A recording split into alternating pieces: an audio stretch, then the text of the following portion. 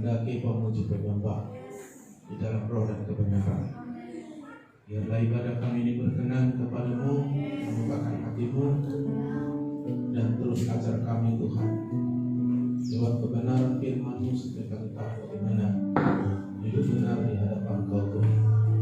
Nyatakan diri-Mu lagi kepada kami, kuasa-Mu, kasih-Mu, berkat-Mu, kebenaran-Mu sampaikan Tuhan, supaya kami mengenal-Mu dan menjadi kuat, supaya kami bertindak melakukan hal-hal yang luar biasa bersama-Mu.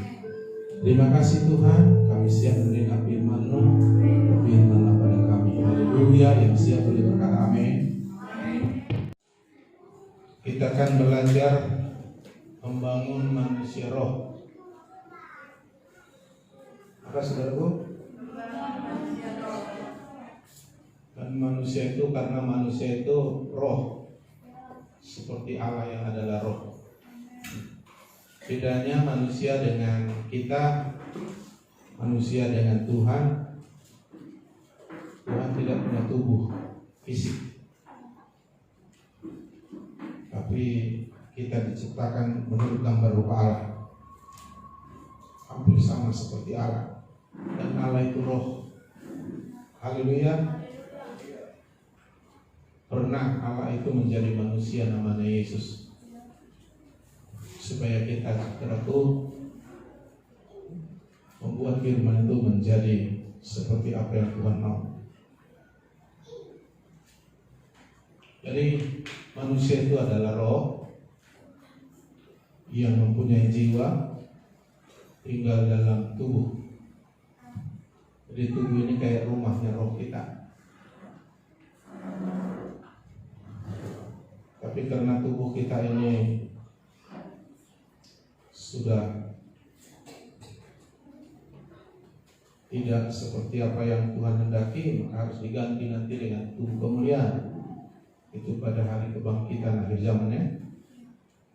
Namun yang sangat menentukan dan mempengaruhi hidup manusia adalah keadaan rohnya. Dan roh kita hanya bisa Tuhan yang menyentuh dan membangunnya. Ketika kita belum lahir baru, maka roh kita terpisah dari Allah. Itulah artinya mati dan tidak berfungsi seperti apa yang Allah mau. Sehingga kita hidup menurut pikiran, perasaan, kehendak, kemauan, menurut daging kita. Dan itu bukan inti kehidupan manusia yang sesungguhnya. Jadi manusia itu adalah roh yang punya jiwa tinggal dalam tubuh.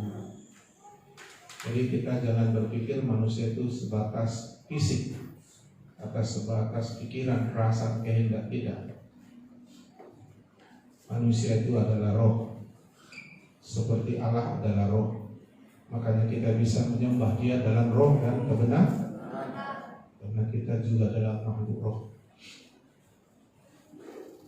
Maka setelah kita lahir baru atau lahir kedua kali, pertama ketika kita percaya menerima Yesus, bertobat, lalu kita diampuni, disucikan, diperdamaikan kembali, dihubungkan kembali dengan Allah.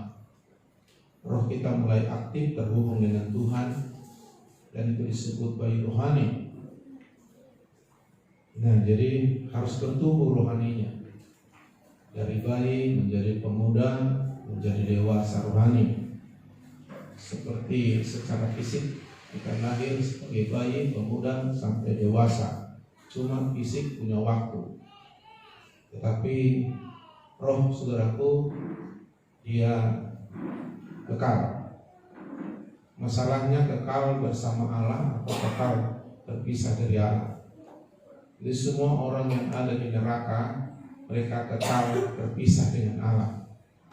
Orang yang belum ditebus, belum disucikan dari dosa oleh darah Yesus, mereka masih terpisah dengan Allah, rohnya, sehingga tidak boleh terhubung. Ibarat ranting pohon sudah terpisah dari batangnya. Tapi ketika kita lahir baru, kita disebut bayi rohani yang harus kita bertumbuh menjadi dewasa rohani. Maka untuk itu kita membutuhkan hal-hal yang membuat kita bertumbuh secara rohani. Secara rohani kita harus memiliki hal-hal yang membuat kita bertumbuh. Sebab hidup kita ditentukan keadaan rohani kita. Seringkali kata rohani dalam bahasa dunianya disebut hati. Itu sebabnya dikatakan jagalah hatimu dengan segala kewaspadaan. Karena apa? Iya, kehidupan itu dari roh. Pikiran, perasaan, kemauan itu hanya mengekspresikan apa yang dalam roh.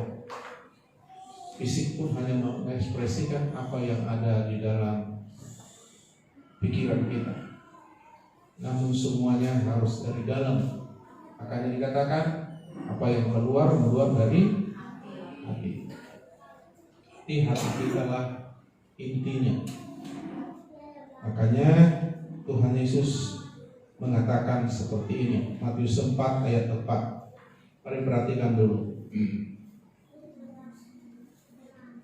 Matius 4 ayat 4. Tetapi Yesus menjawab, ada tertulis, manusia hidup bukan dari roti saja, tetapi dari setiap firman yang keluar dari mulut Allah. Ada dua hal dikatakan di sini. Manusia hidup memang bisa dari roti. Roti artinya kebutuhan jasmani yang membuat tubuh kita hidup. Kalau kita tidak memenuhi kebutuhan jasmani, maka saudaraku, kita lemah, kita sakit, bisa mati. Tetapi tidak bisa hanya kebutuhan jasmani yang digambarkan di sini, makanan jasmani atau kebutuhan untuk hidup jasmania. Manusia bukan hidup dari roti saja, tetapi dari setiap firman yang keluar dari mulut Allah. Jadi firman yang keluar dari mulut Allah itu artinya suara Tuhan. Artinya firman yang berbicara dalam hidup kita. Artinya kita mendengar suara Tuhan dalam diri kita. Firman yang masuk dalam diri kita ibarat makanan. Kalau kita tidak makan, maka makanan itu tidak akan menjadi kehidupan. Firman juga kalau tidak masuk dalam hidup kita, itu tidak ada artinya dalam kehidupan rohani kita. Jadi dua-dua penting, dan yang paling penting dan paling menentukan dan membawa kepada kekekalan itu adalah kehidupan rohani. Jadi ada manusia jasmani, itulah tubuh kita. Ada manusia rohani, itu di dalam. Itulah yang nanti saudaraku akan tinggal bersama Bapa di surga. Manusia jasmani kita, tubuh kita kembali kepada asalnya tanah, alias kalau sudah meninggal dunia. Dan nanti kita akan punya tubuh kemuliaan yang bukan secara fisik ini. Dan itu bagi orang-orang yang sudah diselamatkan. Jadi ada manusia rohani. Jadi waktu orang meninggal dunia, manusia rohaninya naik ke surga kalau dia anak Tuhan. Kalau tidak, dia turun ke dalam kerajaan maut. Nah seperti itu. Jadi ada manusia rohani. Kalau saudaraku, malaikat itu juga makhluk roh.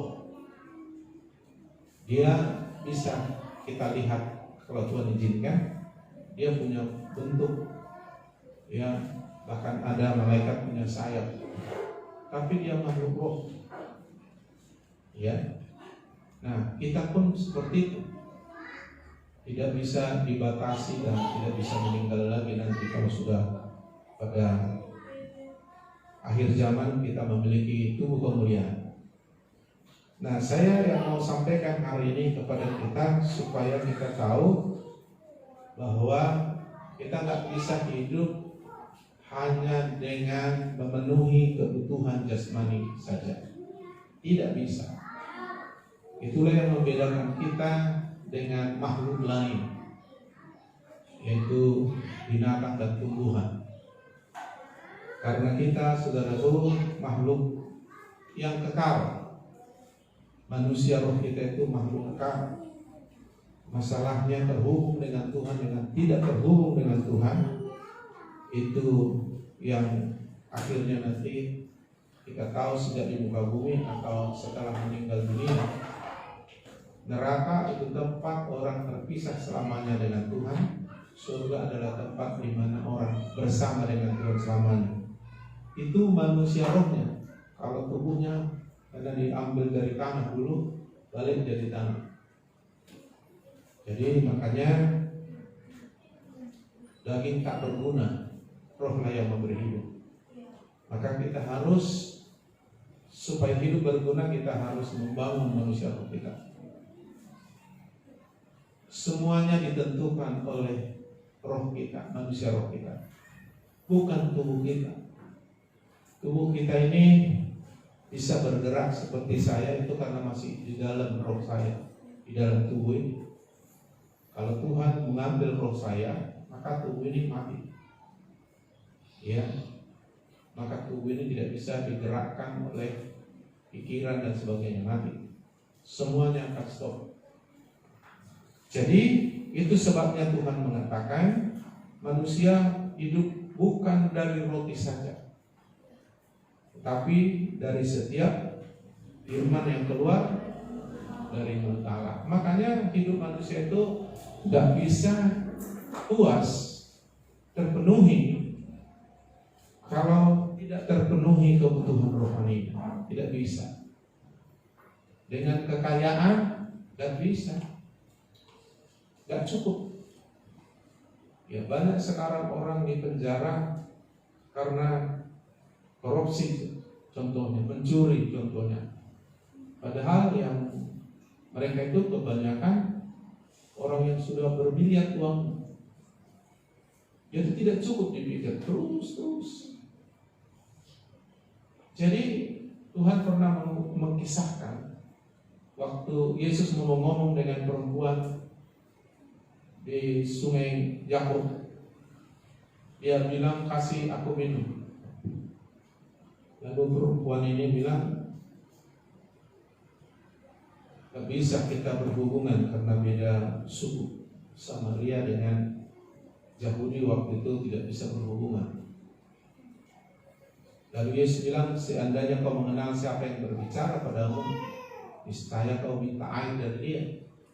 Dan kalau kau minum air yang kuberikan, kau tidak haus selama-lamanya, kau akan puas, bahkan dari dalam hatimu mengalir aliran air hidup.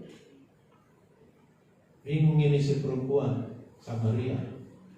Dari mana kau bisa dapat air kau gak punya timba, katanya.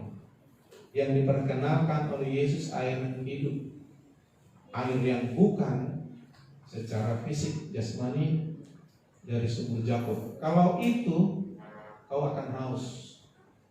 Tapi kalau kau menerima air yang kuberi, kau akan puas, tidak haus, tapi dari hatimu pun melimpah, meluap aliran air hidup itu.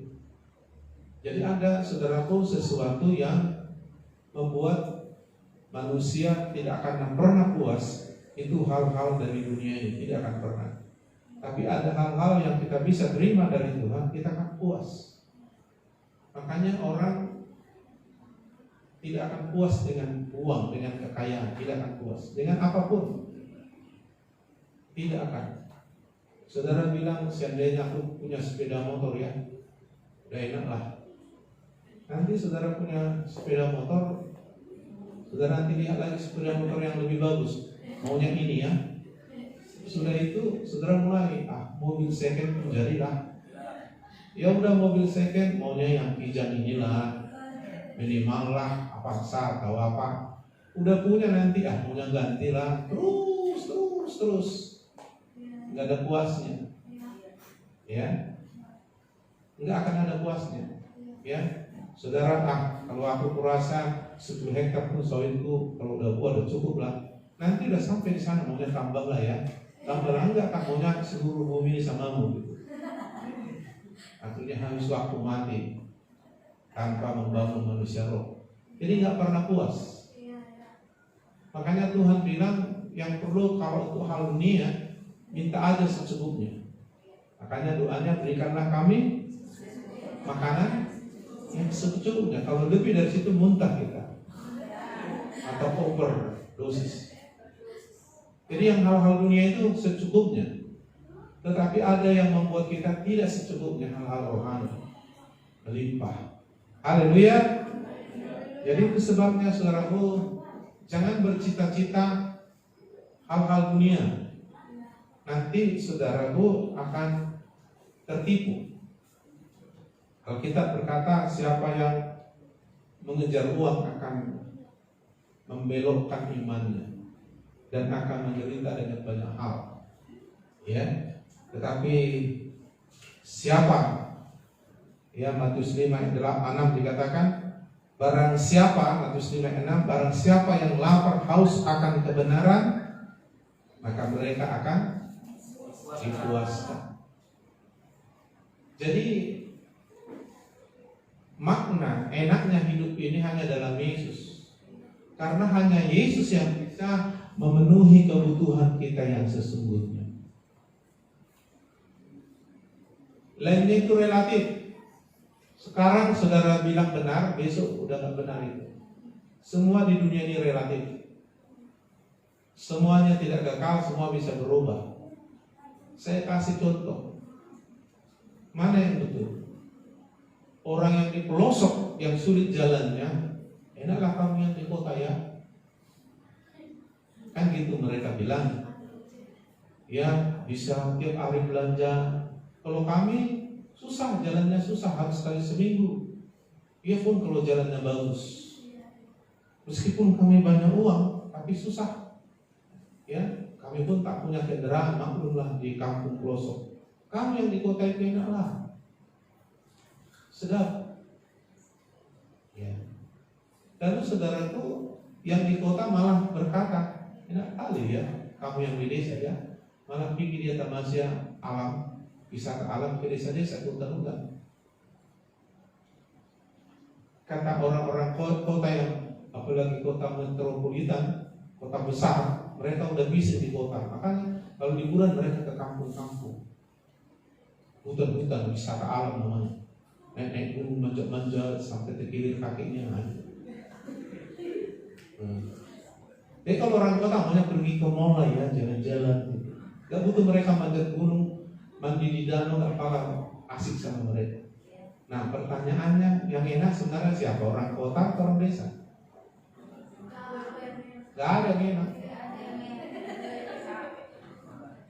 Ya. Kalau orang tua bilang enaklah kamu orang muda bebas, kan? Orang muda bilang gak enak. Orang tua bilang iyalah, kamu enak bisa aja kesana kesini. Ya orang muda bilang enggak lah. Kamu orang tua yang enak. Jadi sebenarnya di mana yang enak?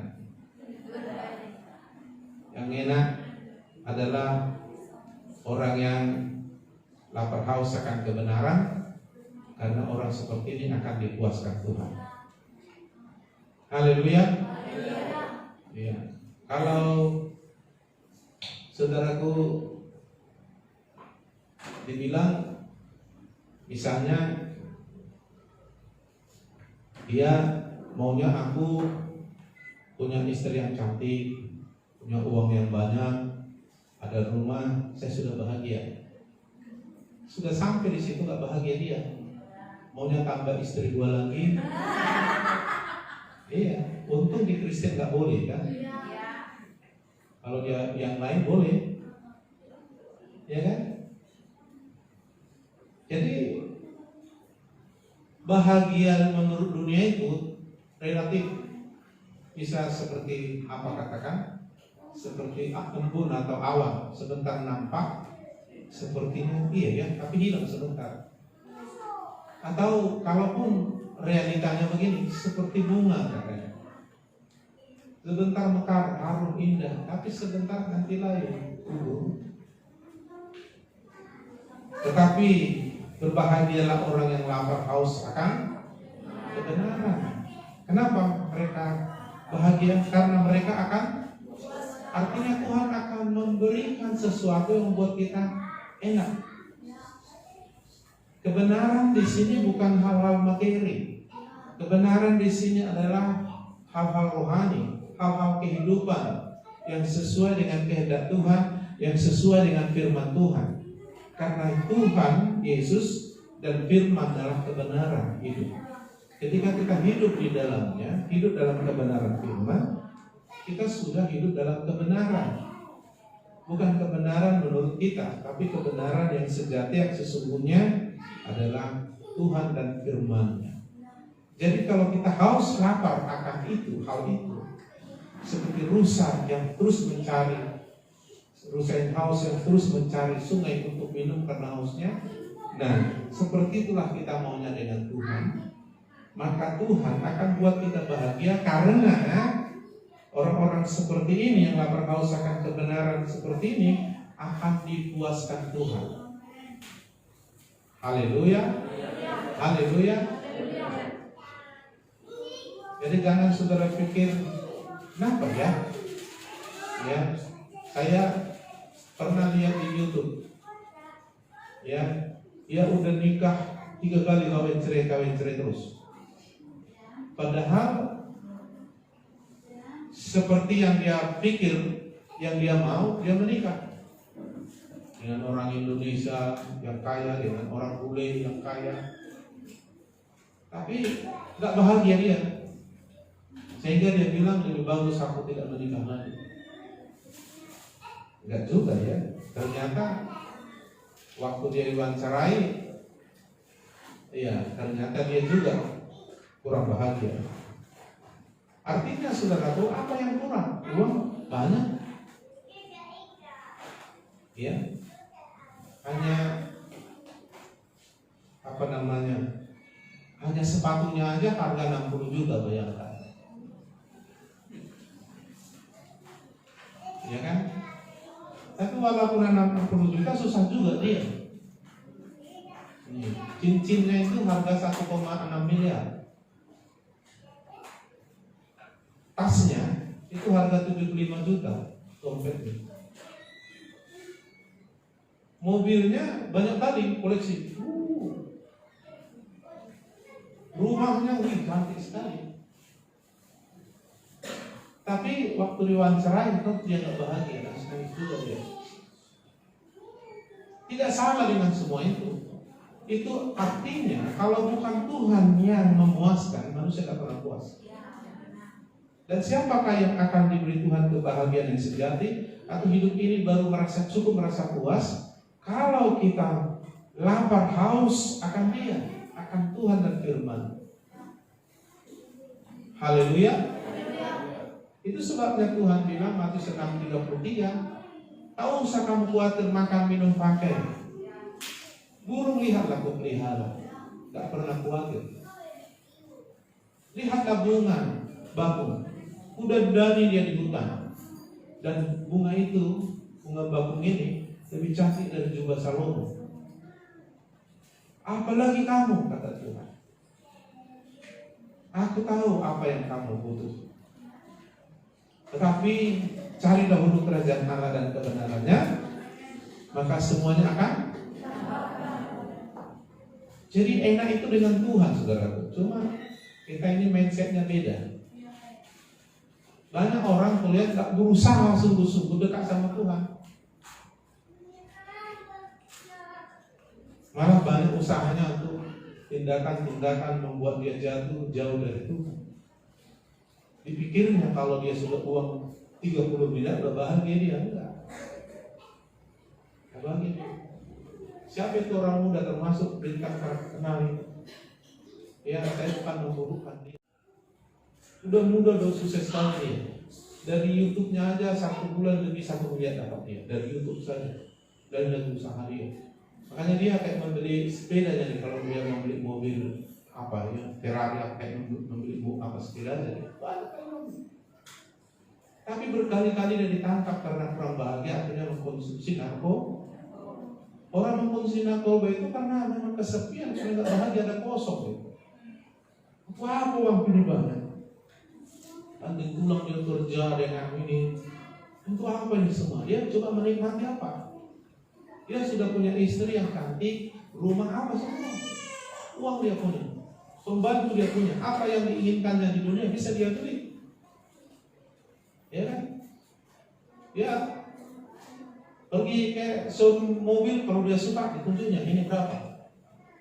Ya, orang hanya dari itu aja lebih 1 miliar dapatnya gampang lah gitu. Dari lagi usaha yang lain.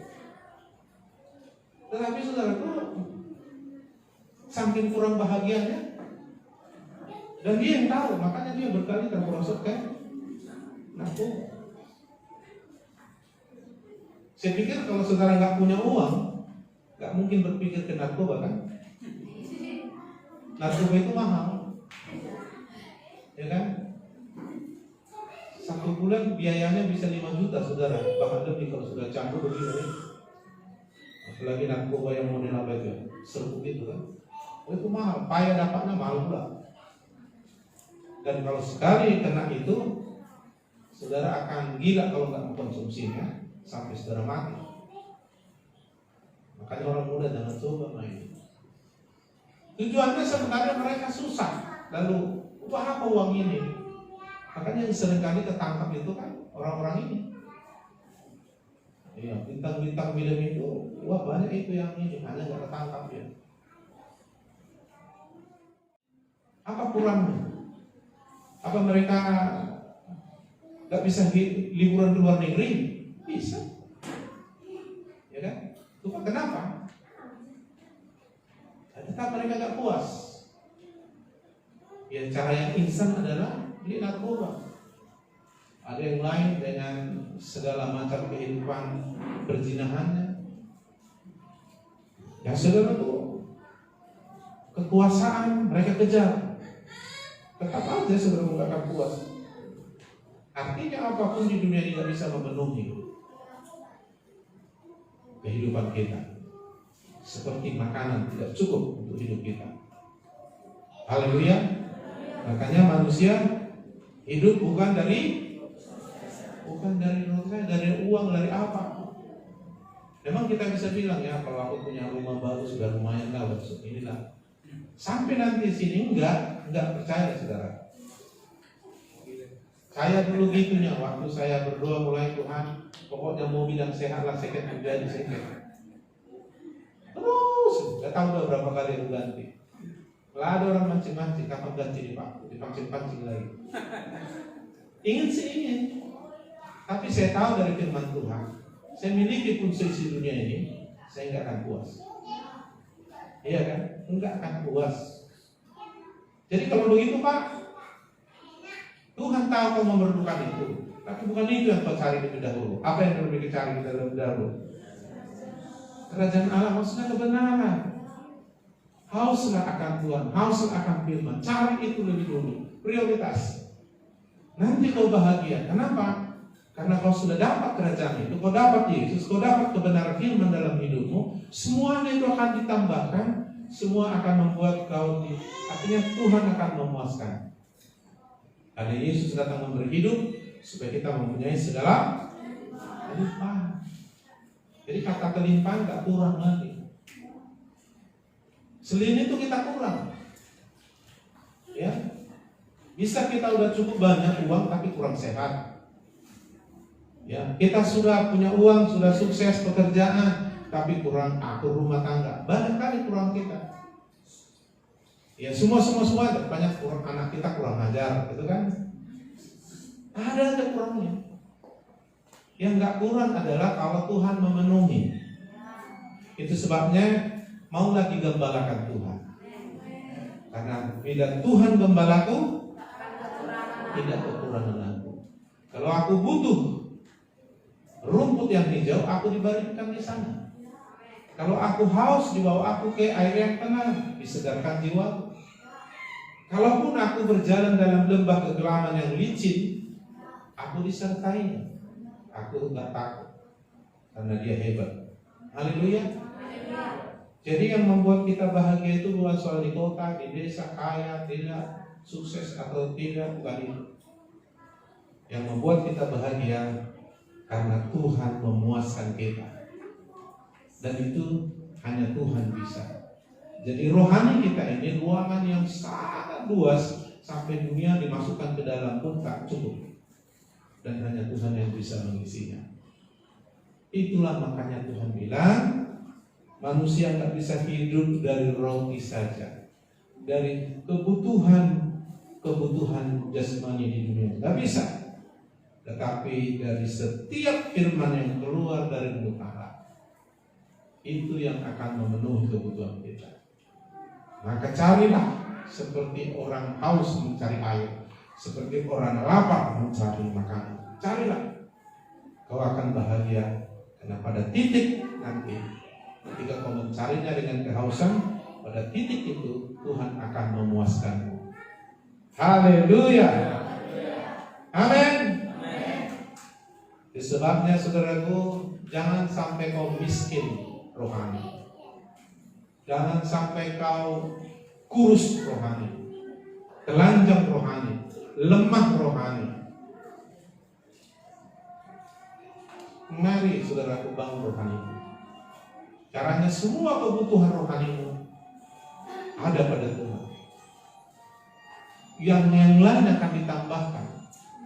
Kebutuhan rohani terpenuhi, yang lain hanya mengikut. Haleluya. Ibaratnya gini,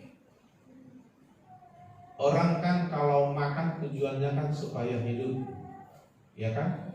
Tapi ada makanan yang memang memberi kita hidup. Misalnya kita makan ayam panggang, dan apalagi ada andalimannya, nasi, ya kan, ada pula sopnya.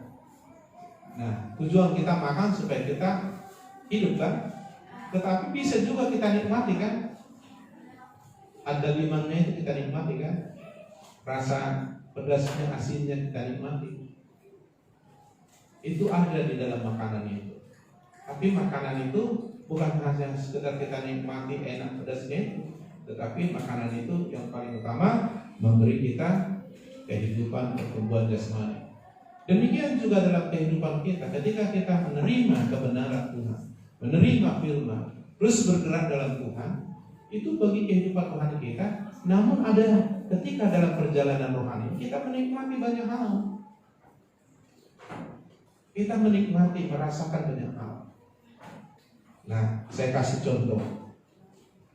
Mazmur 37 ayat 37, munculkan dulu. Jadi Tuhan mulai dari rohani, tetapi juga jasmani. Oh, bukan itu. Ayat 4. Mazmur. Iya. Bergembiralah karena Tuhan. Ini bukan bergembira karena udah dapat uang, karena sudah mencapai apa keinginanmu, bukan. Tapi ini bergembira karena Tuhan. Haleluya. Artinya kita bisa bahagia, bisa gembira karena Tuhan, bukan karena yang lain. Ya, ketika kita, saudaraku, bertemu dengan Dia, kita berbahagia. Ketika kita menikmati firman-Nya, berbahagia kita. Itu karena Tuhan. Jadi bukan hal-hal dunia. Ya. Jadi bisa kita berbahagia. Kalau kita bilang berbahagialah orang mendengar, melakukan firman Tuhan. Nah, itu bukan karena sudah dapat banyak uang lalu bahagia, tapi karena menerima firman dan melakukannya bahagia. Bertemu dengan Tuhan bahagia. Nah, itu bergembira karena Tuhan. Dan kalau sudah kita capai hal seperti ini, maka Tuhan akan memberikan kepadamu apa yang ingin hati. Maka maka Tuhan akan memberikan. Jadi artinya kalau kita sudah mendapat kebutuhan rohani, maka kebutuhan jasmani otomatis. Jangan terbalik. Aku tunggu kaya dulu baru sungguh-sungguh ikut Tuhan. Terbalik itu. Makin kaya atau makin gak sungguh ikut Tuhan, percaya. Ya. Ada dulu jemaat kita, gak usah aku sebut namanya. Ya, tapi saudara tahu lah nanti. Dulu gak ada uangnya lagi, dan menurut cerita dia mulai stres. Lalu ketemu dengan saya, lalu saya kasih tahu, ternyata salah dia cara mengikut Tuhannya. Lalu saya suruh dia mengubah cara dia mengikut Tuhan. Bilang cari Tuhan dulu, baru nanti berkat itu menyusul. Tuhan mau sumber berkat yang kita kejar, bukan berkat Tuhannya. Akhirnya dalam kondisi itu dia mau. Dan saudaraku, saya lihat perkembangannya dan dia mengakui luar biasa Pak ya. Ikut Tuhan yang kenapa saya bilang, wis enak ikut Tuhan. Saya lihat juga Tuhan memberkati pekerjaan. Saudara, saya hitung hampir 2 tahun saja, saya lihat Tuhan sudah berkati dia lebih 1 miliar. Dan dia ceritakan, cuma saudaraku mulai berani lagi, mulai ibadah tak ibadah. Ya itulah, kalau tidak terpenuhi kebutuhan rohani kita pada saat kita diberkati secara finansial, kita akan beralih nanti. Kita akan gunakan uang kita pas hari Minggu, hari Sabtu udah pergi liburan sampai hari Minggu. Bekerja nggak pernah libur, tapi kalau ibadah boleh libur. Jadi saya lihat jadi begitu. Tentu dengan alasan-alasan yang bisa sepertinya orang memaklumi gitu. Gak perlu dimaklumi atau tidak. Masalahnya hidup kita sesuai firman atau tidak, bukan soal maklum memaklumi. Dan akhirnya saudaraku susah. Karena Tuhan pun akan mengajar anak yang dikasih. Makanya waktu itu saya pernah sampaikan kepada kita, pilih mana? Kita dikasih di Tuhan. Cuma apakah Tuhan menyatakan kasihnya dengan cara yang baik dan enak atau dengan cara yang tidak baik? Contoh, kita mengasihi anak kita, bisa kita senang lihat dia, ajak dia, agak gampang kita dapat makanan, memberi segala sesuatu yang kita butuh. Cuma ada 2 cara Tuhan mengasihi. Dia memanjakan kita dalam arti positif, atau dia mengajar kita. Karena Alkitab juga bilang dalam kitab Wahyu, anak yang kukasihi kuhajar, seperti kita, anak kita. Kan kita tidak ada berencana, bahkan niat untuk memukuli anak kita kan. Tapi ketika anak ini seperti apa yang kita rindukan, semestinya sebagai orang tua yang lebih tahu kehidupan. Anak-anak banyak tidak tahu apa yang di depannya. Dia hanya melakukan apa saja yang dia mau. Orang tua sudah, karena sudah menjalani. Orang tua sudah mengajar, diajari, dinasihati, tidak mau. Terakhir harus dihajar. Tuhan juga mau mengajar kita lewat firman, mengajar kita lewat situasi, mengajar kita lewat Roh Kudus yang menyadarkan kita. Lalu kalau kita nggak nurut, terakhirnya adalah kita dihajar. Gak enak itu dihajar. Mana ada anak kita libasi, kita pukulin, kita ketawa dia. Balik. Nah, jadi kita pun bisa di sini sedang dihajar Tuhan atau sedang diajar Tuhan. Biasanya kalau orang belajar atau diajar, kalau nurut jadi pandai kan, Jadi berhasil kan? Tapi kalau dihajar, itu saudaraku kalau nggak mengerti maksud hajaran itu bukan makin pandai dia saudara. Bisa dia lari, ya. Pernah dulu abang saya sakit bandelnya dihajar orang tua, nggak tahan dia lari dia saudara. Nah, sehingga dia nggak sekolah, hanya kelas 2 SD, 2 SMP dia sekolah, pergi perantau dia. Udah melarat dari perantauan, pulang dia gembel saudara. Nah, jadi saudara yang dikasih Tuhan seperti itu kepada anak-anaknya. Diajar atau dia menghajar. Jadi kita yang memutuskan, bukan Tuhan. Orang tua memukul kita bukan karena maunya orang tua, ya kan? Saya sebagai orang tua gak pernah saya merencanakan si Angel nanti tanggal 15 bulan 1 pukul dia, gak pernah kupikirkan itu. Nah, tetapi menentukan saya mengajar atau menghajar dia menentukan, dan saya punya otoritas sebagai orang tua. Tuhan juga punya otoritas kepada anak-anaknya. Haleluya. Jadi kita yang hadir di sini banyak dihajar Tuhan atau diajar Tuhan. Nah, kau yang memutuskan, bukan Tuhan. Jadi kalau kau mau menikmati enaknya Tuhan, bilang, Tuhan, aku haus, aku lapar akan Dikau. Mantap, kau bahagia nak, semua akan kuberikan. Artinya, ya kita akan dipuaskan,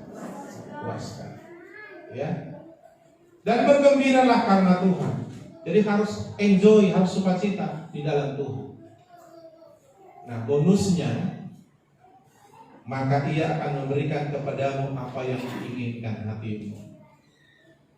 Dia akan memuaskan kita. Haleluya. Kalau dalam ejaan yang lain, senangkanlah dirimu dalam Tuhan. Di dalam Tuhan, jangan di luar Tuhan. Dan Tuhan akan memberikan kepadamu keinginan hatimu. Tuhan akan memenuhi segala keinginan hatimu. Iya kan? Kalau orang yang berprestasi dalam hidupnya sering dapat hadiah kan? Kita juga kalau kita bisa sampai pada titik senang di dalam Tuhan, bahagia karena Tuhan, bersukacita karena Tuhan, kita dapat bonus. Dia akan memenuhi segala keinginan hatimu. Dia akan memuaskan. Nah, itu membuat kita bahagianya itu luar biasa. Dan ini kebahagiaan yang membuat kita, saudaraku, sehat rohani, sehat jiwani, sehat jasmani, sehat ekonomi. Amin. Jadi orang bahagia dalam Tuhan itu sudah lebih kaya dari orang kaya tapi susah. Orang yang sehat tubuhnya itu sudah lebih kaya daripada orang yang bermiliar uangnya tapi penyakitan. Jadi saudara bisa menilai.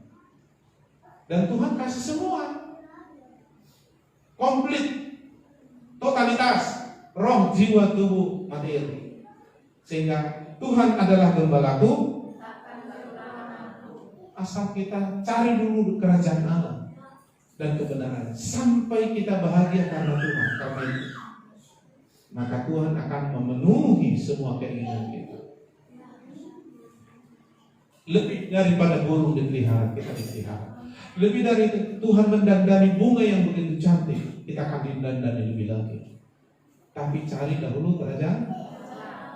Makanya pantas Tuhan gembalaku tidak, karena Dia akan memuaskan kita. Maka ini duluan. Ada dulu jemaat di sini. Ya, manusia ini memang nggak sampai titik setia. Ya, saudara sampai pada titik setia. Kalau nggak gagal.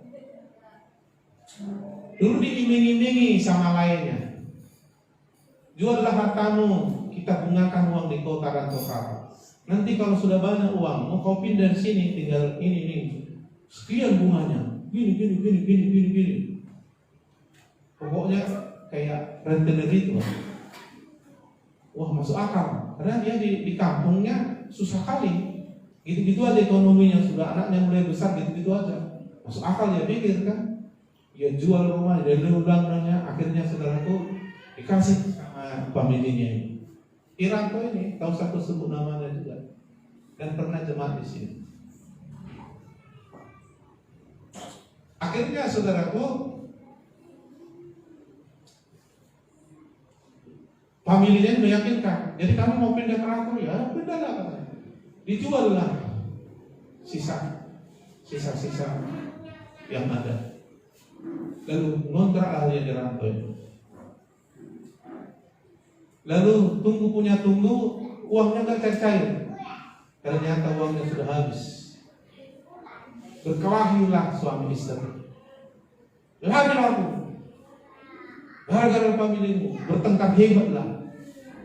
Si bapak ini belum bertobat dulu waktu datang sini, tapi sudah kenal dengan saya. Memang latar belakang Pentakosta juga ini orang, tapi belum bertobat. Jadi saudara jangan pikir walaupun udah Pentakosta di BDI belum tentu bertobat. Jadi saudaraku sampai di kota ini curhatlah dia. Kenapa? Rumah kontrak, anak sudah pindah, modal nggak ada lagi, mengharapkan uang yang dijanjikan yang sudah dibungakan itu balik sama dia rumahnya. Ternyata udah habis. Diapain sama familinya ini lah? Tengkarlah habis-habisan. Bahkan famili, kemana kita ini? Pulanglah ke kampung, tinggal dengan kamu. Setelah ini saudara ini, aku lagi waktu itu masih ngontrak KP di sana dulu. 3 rumah dari sini. Ya. Lagi nyuci kereta dulu. Dia lewat, saking stresnya lewat. Ya, kok kenapa malam ini? Akhirnya dia coba balik lagi. Ternyata iya. Pak Maloy ya. Wah. Akhirnya di situ. Kamu di mana? Begini. Akhirnya dia curhat lah. Ini gawat ini Pak, begini. Itulah cerita saya. Gimana nih Pak? Aku nggak tahu. Istriku udah mau lari nih dong, mau pulang ke kampung. Ya pantas dia. Habis semua ladang semua udah dijuali. Saya ditipu sama family. Padahal kami kesini menggunakan uang itu untuk bikin usaha. Habis. Aku udah ngeri bos satu nih. Dia bilang udahlah. Itu sekarang kita cari solusi. Ini ada solusinya. Aku pun nggak tahu memberi solusi yang seperti aku harapkan. Tapi solusinya Tuhan dan Tuhan hebat. Sekarang gini, kau tahu salawan istrimu, kau usah dendam, kau datang ibadah, kita sudah mulai pelayanan di sini. Nah, pokoknya cari Tuhan dulu, mau saja. Nanti kita doa, saya bantu dulu, saya yakinkan dia yakin. Dibujuknya istri dia mau. Sampai akhirnya dia mengampuni. Lainnya itu walaupun tak dibayar. Rumah gadang semua dijual. Dan mulailah diberkati. Ya, wajarilah dia persepuluhan memberi sungguh-sungguh itu Tuhan dan sebagainya. Lalu Pak doakan Pak apa? Kami mau jualan. Gimana jualan? Pajak. Apa jualan? Ya modal sedikit Pak, ada sedikit. Jualan apa? Imitasi ini untung 200 perak, 500 perak, 1000 perak. Orang situ udah banyak yang jualan gitu, bangkrut terus, tutup. Waktu dia buka, nggak usah jual, sudah pada tutup sini. Tapi akhirnya saya pergi turun ke sana, saya doakan. Yang penting kau ikut Tuhan, Tuhan akan bikin berhasil. Kau usah pikirin dulu uang yang sudah di situ. Ikut Tuhan, nanti Tuhan buka jalan. Saya doain. Pendek cerita saudaraku, ternyata luar biasa jualannya ini. Sampai ada yang ikut-ikutan 2 dari jemaat kita ikut buka di situ, saudaraku saking larisnya. Iya, agak sedikit bersaing. Kasih perempuan, akhirnya ngumpul uang mulai beli becak ini si suami. Ya, bisa ngantar-ngantar istrinya, bisa cari sewa. Nah mulai dia berdoa-doa, Pak, anak makin besar harus punya rumah. Lalu dia bisa beli rumah. Dia bisa beli 2 pajak di situ. Ya, tiba-tiba Tuhan berkati anaknya pintar-pintar masuk lulus testing di IPB dan dibiayai pemerintah. Tetapi mulailah tinggalkan. Saya kasih dulu dia tanggung jawab untuk mengontrol pembangunan gedung gereja, ditinggalkannya. Padahal digaji dia. Dan akhirnya dia melawan begitu kita tolong. Artinya saudaraku tidak sampai saudaraku setia, padahal masih segelintir satu tetes air di tengah samudera yang tidak diterimanya itu. Jangan. Bukan kurang panjang tangan Tuhan memberkatimu, bukan tidak sanggup dia memberi kau. Kalau Tuhan sudah memberkatimu, kau bisa kaya, bukan karena susah payahmu. Amin. Tapi bukan itu yang Tuhan inginkan darimu pertama. Tetapi carilah dahulu, semuanya akan sampai kau pada titik karena mencari Tuhan, kau puas karena Tuhan, kau bahagia karena Tuhan, maka semua yang kau ingin butuh dikasih. Tapi kalau yang kau ingin kau butuh dikasihnya, itu tadi cerita yang lain.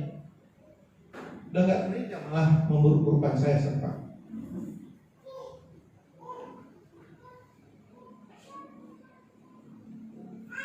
Padahal sebenarnya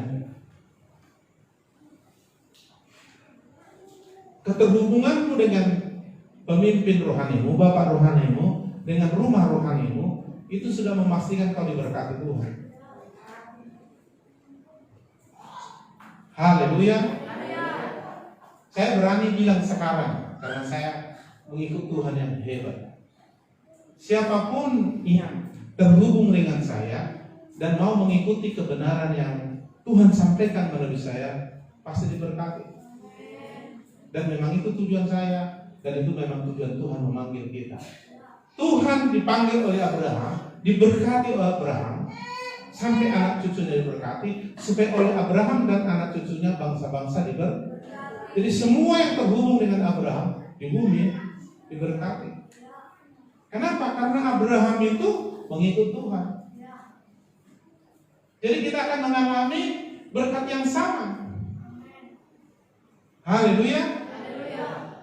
Kalau kita masuk di ruangan ini, lalu dihidupkan AC, siapapun yang di ruangan ini pasti merasa dingin, kecuali di luar sana. Jadi kalau kamu terhubung dengan orang yang sedang berjalan hidup dalam Tuhan, menikmati Tuhan, kau akan mengalami hal yang sama. Siapapun yang masuk ruangan ini, seandainya tidak mati tadi listrik, hidup dingin, situ di luar panas. Bahkan Tuhan bilang kita harus menjadi berkat. Bahkan siapapun nanti yang terhubung dengan orang yang diberkati, dan dia akan diberkati. Amin. Karena hidup ini saling mempengaruhi. Itu sebabnya saudara yang dikasih Tuhan, jangan sampai diberkati saja, tapi harus sampai pada setia. Artinya jangan berubah lagi dari situ. Sudah awalnya sungguh-sungguh, pertahankan itu, kalau bisa tingkatkan lagi. Haleluya. Haleluya. Jadi saya lihat bukan Tuhan tidak mampu memberkati kita terlalu mudah. Dulu ada di sini juga begitu. Dia sudah merantau ke Batam, kemana-mana, ke Jakarta, kemana-mana, ke Pekanbaru. Semua gagal, semua pekerjaan yang dikerjakannya membawa kegagalan. Sering dia kerja sakit, ini sakit. Akhirnya dia nganggur terus. Usia sudah makin tua, orang tua bilang menikah nggak tahu, gitu kok katanya. Lalu saudaraku singgah di rumah familinya di sini. Lalu diajak familinya gereja. Lalu akhirnya dia mulai menikmati firman. Akhirnya terhubung dengan saya dan ditanya, Pak, lu akan aku punya pekerjaan? Loh, apa selama ini aku nggak punya pekerjaan? Ada Pak, selalu gagal. Aku kerja ini, di rantau pun aku udah pernah kerja ini. Tapi sejak kerja itu aku sakit, jadi aku tinggalkan. Jadi saya nggak tahu aku lagi mau buat apa. Udah capek aku merantau ke sini. Oh gitu. Jadi kau nggak tahu lagi. Oke. Kalau nggak tahu lagi sekarang aku beritahu. Sekarang kau ikut Tuhan dulu sungguh-sungguh. Maksudnya apa? Pokoknya konsen dengan Tuhan, cari dalam kerajaan Allah, ibadah, renungin firman, praktekin. Itu dulu. Iya Pak, iya nanti Tuhan akan buka jalan. Karena kau udah capek kan cari jalan, sekarang Tuhan yang kasih jalan. Tapi cari dulu dia. Oh gitu Pak, iya. Pendek cerita, rajin ibadah, konsen semua. Puji Tuhan. Akhirnya Pak, mananya? Di rumah pun bosannya aku Pak. Kalau nggak ada kerjaan ikut Tuhan kan aku sudah terus. Oh iya, jadi aku nggak ada kerja, bosan aku di rumah. Oh iya, kamu mau pekerjaan? Iya. Oke, datang ke gereja. Aku kasih dia kerjaan. Bagusin listrik ini, bagus ini, semua saya suruhi dia. Kadang aku kasih uang, kadang ditolak. Nah, pokoknya kau kerja dulu daripada kau nganggur. Nah sekarang ikut Tuhan, kau sekarang udah kerja. Oh gitu Pak ya? Iya, nurut aja dia. Walaupun mungkin bingung dia. Cari kerja disuruh. Kebetulan dia pandai listrik kan. Dia boleh macet, dia pasang yang ini. Ya. Dia enjoy, dia senang. Sampai-sampai lupa dia, asik dia. Jadi kerjanya di rumah familinya ke gereja, di rumah familinya ke gereja, itu laling dia. Jadi kalau ke gereja saya kasih dia kerjaan, apa-apa aja lah, tak mencet apa, aku suruh dia. Kayak si Manjuta dulu, mana si Manjuta? Ada, dia aja nggak mau dulu. Ya, dia salah tapi kasih kerja. Banyak yang mencet lah, aku suruh yang pasang tarasi lah. Nah, enjoy lah dia. Nah, dia kalau udah sampai enjoy, bersukacita di dalam Tuhan, apapun yang diinginkan akan. Tiba-tiba ada yang saya kenal dari Kisaran. Pak Marau, bagaimana kabar? Ini, aku minta nomor telepon Bapak dari siang-siang. Ada apa? Oh ini Pak, aku minta tolong. Apa itu minta tolongnya? Ada nggak orang yang kepercayaan Bapak? Apa maksudmu? Ini masalah uang Pak. Ini harus kepercayaan uang. Aku minta rekomendasi Pak. Ya. Apa itu? Ada pekerjaan dari Excel. Ada klien kami di Labuan Batu, kerjanya hanya mengutip uang dan sekian persen dapat dia dari pengutipan. Oh ya, ya. Tapi mohon Pak ya, artinya yang Bapak percaya ini masalah uang Pak. Iya, boleh. Nanti saya hubungi dulu dia, nanti saya suruh kau berhubungan dengan dia. Iya. Nah, saya kasih ke dia. Langsung masuklah dia Excel. Haleluya.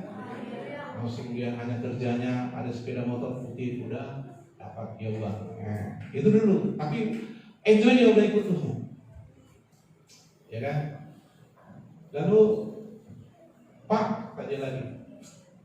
Aku mau ke Telkomsel lah Pak. Nah, maksudnya gimana? Karena di situ lebih lumayan Pak. Lebih luas nanti lagi Pak. Oh ya? Oh ya. Ya, permisi baik-baik sama Excel. Oke, silakan. Masuk dia saudaraku. Wah, memang agak keren. Dikasih dia mobil dinas saudaraku. Ya, mobil apa itu? Panther yang putih yang kayak kapsul itu kan. Wah, keren. Makin lancar ibadah dia. Akhirnya dipercayakan dia menginstalasi tower-tower Telkomsel gitu untuk Labuan Batu. Wah, lumayan lah. Kumpul-kumpul uang segala macam. Istrinya ada usaha ngontrak-ngontrak, akhirnya beli rumah, akhirnya berkembang. Sekarang sudah agak lumayan lah. Artinya kalau omset 100 juta sudah ada, walaupun nggak bersama kita, tapi saya dengar dia masih setia ikut Tuhan. Haleluya. Kan terhubung dengan orang yang terhubung dengan Tuhan, terhubung dengan rumah rohani. Ketika dia enjoy dengan ini semua, ketika dia bersuka cita karena Tuhan, karena dia melakukan semua apa yang Tuhan kehendaki, dia penuhi. Sekarang yang udah rumah, udah punya mobil dia, udah usaha dia. Haleluya. Saya cerita lagi. Kerjanya ini sakit dan istrinya yang membiayai dia hidup. Istrinya kerja sawah, kontrak. Jadi cukup makanlah uang kontrak harus di pinggir jalan kan, dengan kebutuhan. Suaminya kerjanya sakit dan apapun yang kerjakannya gagal, tak pernah bisa berhasil. Jadi dia minder, akhirnya dia harus bantu istrinya salon. Ya cukup-cukuplah. Ketemu dengan saya dalam kondisi sakit, dibawa oleh familinya di rantaunya. Tadinya dia gak percaya, tetapi oleh anugerah mujizat Tuhan langsung dia sembuh dari rumah. Walaupun dia pergi lagi ke dokter mencek dan dokter bilang kau udah sembuh, dan sejak itu sembuh. Lalu mulai beribadah. Dia cerita, Pak, sebenarnya aku ikut Tuhan sungguh-sungguh Pak, cuma minder aku Pak. Terus terang istri yang kasih aku makan. Masukmu? Ya berdoa Pak supaya ada pekerjaannya. Ikut Tuhan lah, nanti Tuhan akan. Soalnya kau sudah capek kan, cari kerjaan begitu. Nah sekarang biar Tuhan yang buka jalan. Kau usah coba sana coba sini, ikut Tuhan dulu, nanti kau akan dibukakan Tuhan jalan. Oh gitu Pak? Ya. Mungkin kau ibadah sungguh-sungguh ya Pak. Ya tiba-tiba suatu ketika terbuka pikiran, Pak, aku mau buka apa Pak? Sudah ada sedikit dana kami kumpul Pak. Karena laris itu berkati Tuhan selalu, ya kan? Sehat orang itu. Kumpul dana, rencanaku mau buka internet Pak. Begini. Ya kita doakan dulu. Tiba-tiba saya berdoa, saya bilang, gak usah buka internet yang lain. Karena saya doa, kayaknya gak ke situ Pak. Lalu akhirnya dia berdoa. Bagaimana kalau saya buka kios apa itu? Jual pulsa, ponsel. Bagus itu. Kedua, mulai diberkati. Haleluya. Mulai diberkati sampai pernah dia cerita sama saya, luar biasa Pak, benar Pak ya. Bapak dulu pernah khotbah, ada waktunya kau dikejar berkat, bukan kau mengejar berkat. Aku udah dikejar berkat Pak. Nangis dia sudah ketawa. Luar biasa nih Pak Tuhan ini. Karena setia kau ikut Tuhan. Iya Pak. Lalu makin diberkati sampai bercita-cita mau beli rumah lah, tapi belum dapat ya kan. Tapi uang sudah ada. Lalu Pak, aku kebaktian juga dari sana ke sini. Kadang-kadang pulang kami malam, kebaktian malam Pak. Kempes buat harus nyorong cari tukang ini. Kadang di jalan kami kehujanan Pak. Bawa anak-anak kasihan ditinggalin juga kasihan. Ya doakan Pak supaya kita punya mobil kan. Ya pikir dia juga ya. Ada mobil anaknya ini ya. Kawan-kawan yang dari sana bisa diangkut juga ya. Jadi ya. Malah dijanjikan sama kawannya. Doakan naik kalau nanti punya mobil kita sama-sama kebaktian. Akhirnya saya doain saudaraku, puji Tuhan dia beli mobil saudara. Tapi setelah beli mobil dia datang senang saya pikir biasanya kalau jemaat datang bawa barang yang baru dia beli kan ada ucapan syukur itu sepikir ya sama Tuhan. Aku senangnya, datang ya Pak kami datang bawa semua istri anak.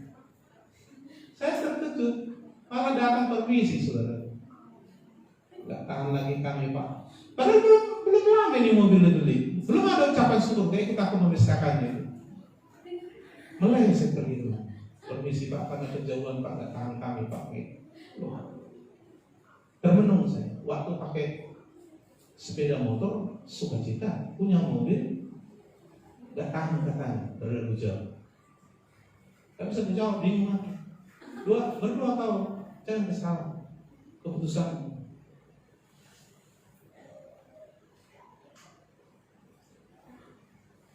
Ya.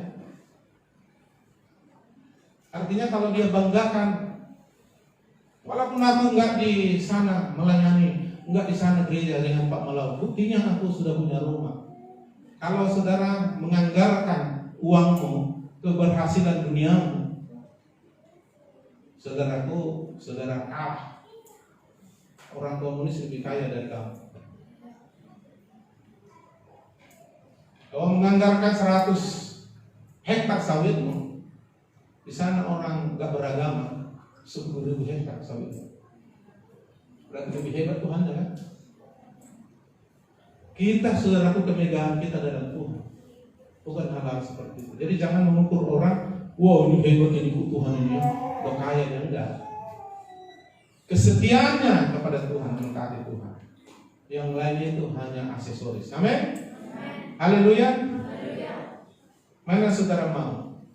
Kadonya, bungkusnya bagus sekali, tapi isinya, ya, katakanlah saya bikin boneka kecil yang harganya anak beri. Ya, ini bungkusnya kecil biasa aja, tapi isinya emas 30 gram.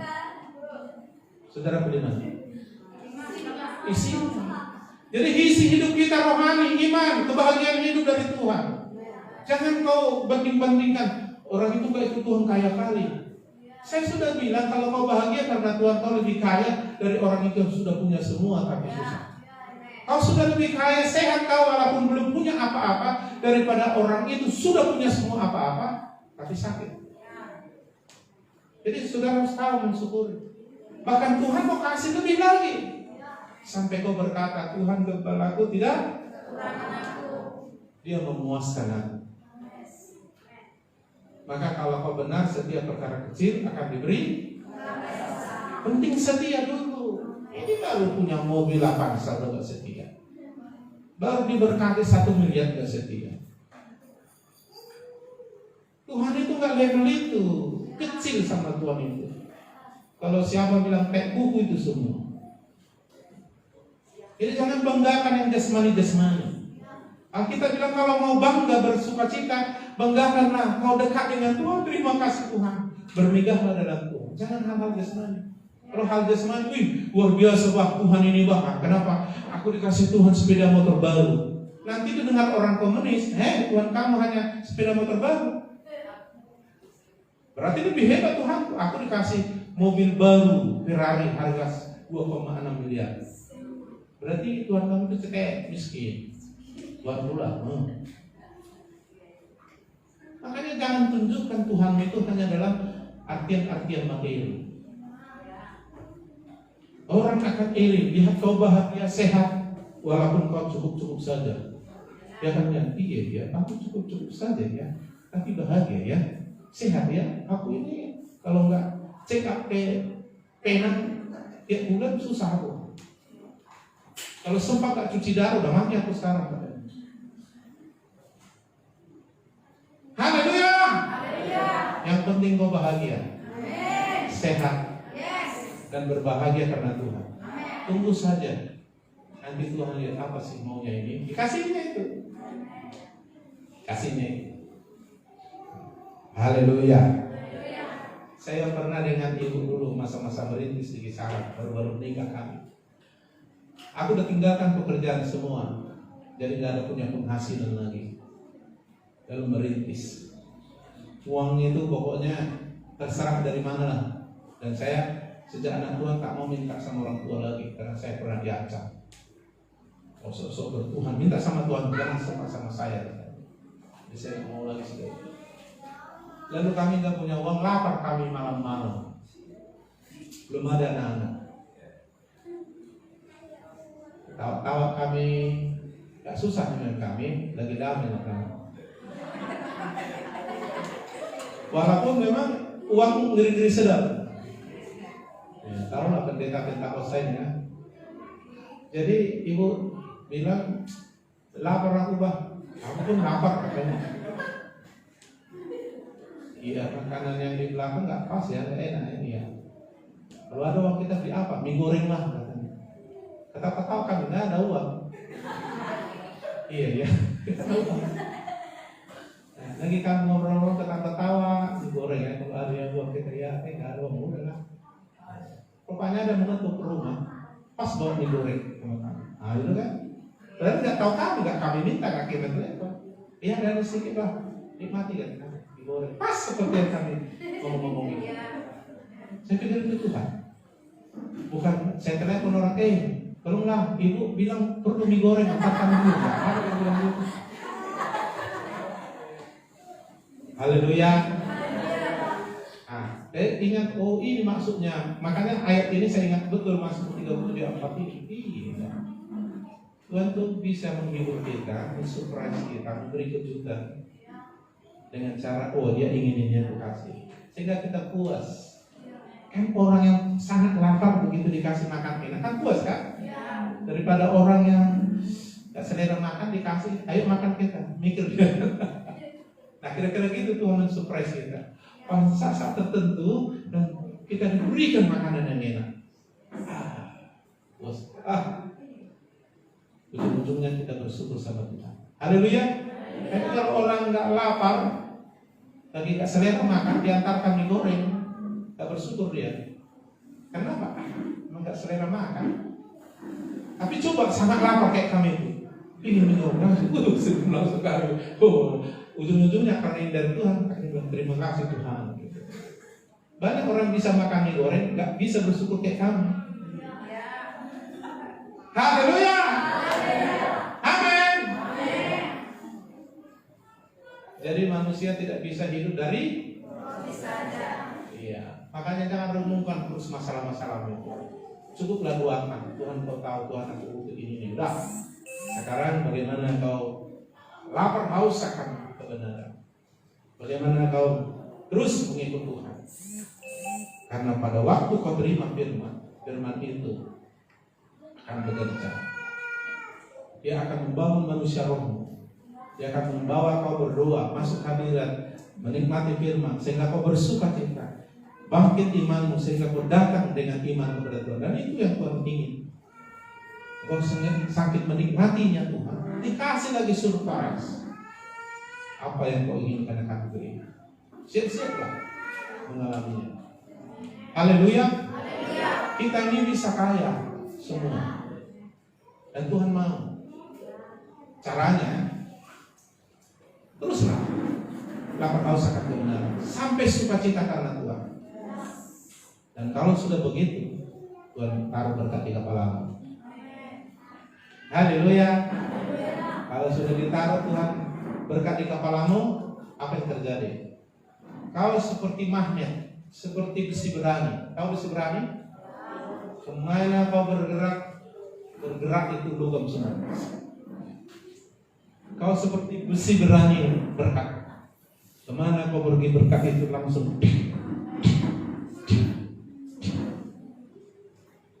Ya, coba ambil besi berani, dekatkan dia ke paku. Paku itu langsung bergeser. Sreng. Makin besar besi beraninya, makin bisa buat dia menarik. Kalau nggak percaya, ambil besi berani dari lespeker, ikat di kayu dengan kuat, pikir ke karet-karet. Ini kan semua paku-paku logam-logam akan lengket. Demikianlah kita. Segala berkat ini akan datang menjadi bagian. Nah itu membuat kau nanti kaya. Gak usah kau pikir bagaimana caranya kaya, tapi kau pikir bagaimana caranya Tuhan menaruh berkat di kepala. Amin. Ulangan 28 ayat 1 dan 2 ini caranya. Baik mendengar suara Tuhan dan melakukan dengan setia, maka Tuhan mengangkat segala berkat akan diperintahkan datang padamu. Itu caranya. Haleluya. Dan cara itu sudah ampuh dan pasti. Dan itulah yang membuat saya berani. Saudaraku, waktu itu meninggalkan pekerjaan yang sudah enak. Kalau untuk kalangan orang muda zaman dulu tahun 80-an udah lumayan lah aku. Ya. Tapi begitu Tuhan bilang, tinggalkan, aku mau full. Bapakku bilang, dari mana uangmu? Dari Tuhan. Iya, bagaimana caranya?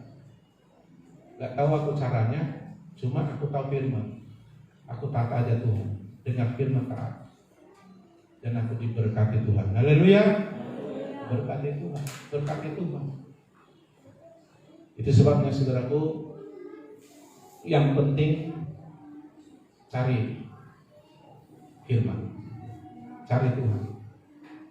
Ada waktunya Tuhan taruh berkat di kepalamu. Nah, kalau udah ditaruh berkat di kepalamu, Wendy, kau pasti kaya. Kau menjadi magnet besi berani. Apa saja kau perbuat pasti berhasil. Mau apa saja. Mau kusaksikan dulu. Dan berkali-kali saya saksikan. Dulu saya temukan pemimpin kita yang di Kadis, kondisi kurus jasmani sakit, kurus rohani, ekonomi juga susah.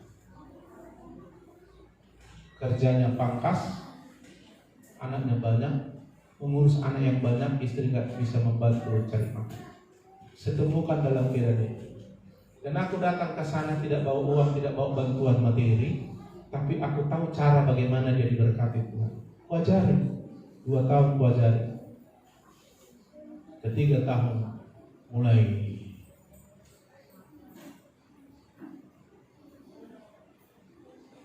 ya sudah berkali-kali ke bawah ke sana beberapa dari kita ke sana.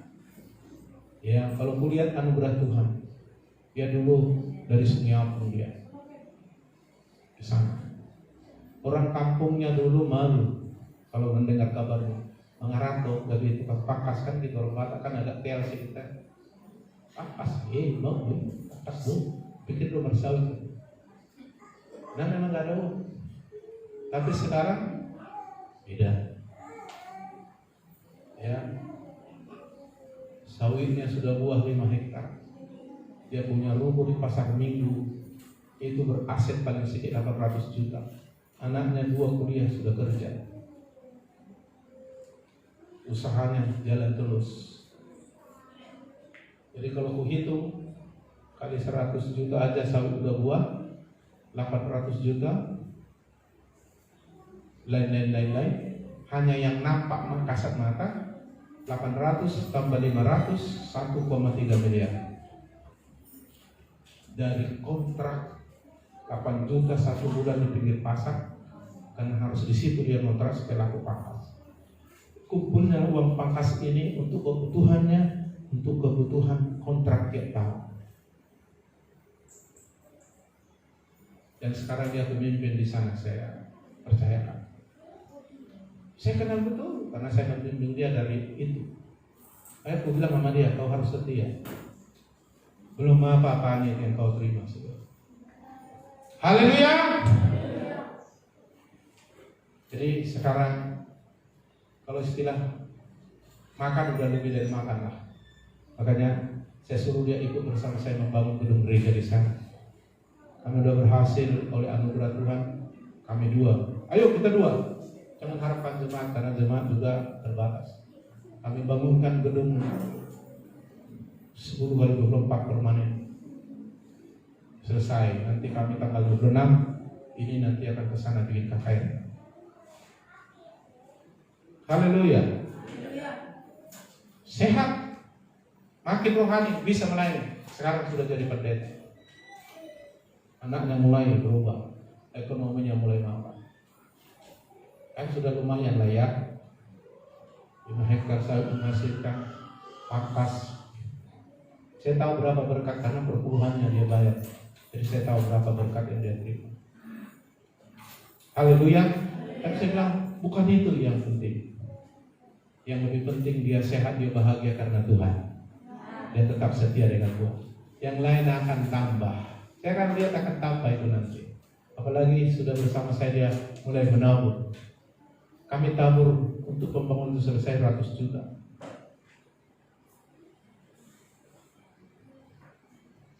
Dan saya lihat saya bukan makin miskin, dia pun bukan makin miskin.